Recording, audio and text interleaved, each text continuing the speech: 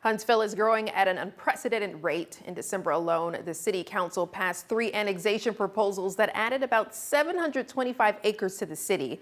The Rocket City now spans 227 square miles, making it the 27th largest city in the country by land area, comparable in size to Chicago.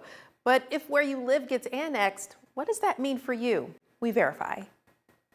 Annexation is when a city officially expands its boundaries to include nearby neighborhoods or property. Cities pursue annexation to plan for future growth and support long-term financial stability. But what really happens to you if you live in an area that gets annexed? Let's verify. Our sources are the Alabama Code, the United States Postal Service, and Congress.gov.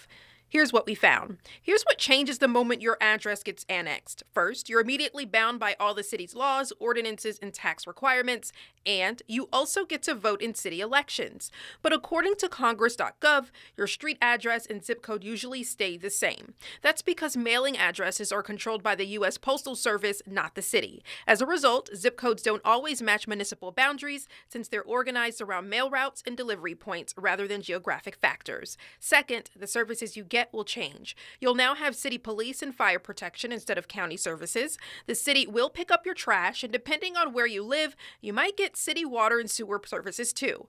Your property taxes typically go up because you're paying city rates, but that money pays for these services. Third, the rules that govern your property change completely. The city's zoning laws and building codes now apply to you, so that shed you wanted to build might require a city permit now. Running a business from home, the city's commercial regulations now apply, and things that were perfectly fine in unincorporated areas might require new licenses or might not be allowed at all under city code. But how does annexation even happen in Alabama? According to state law, there are a couple of ways. One way is if all the property owners in an area sign a petition asking to be annexed. Another way is through a special election where people vote on it. But regardless of the method, there are strict rules the city must follow.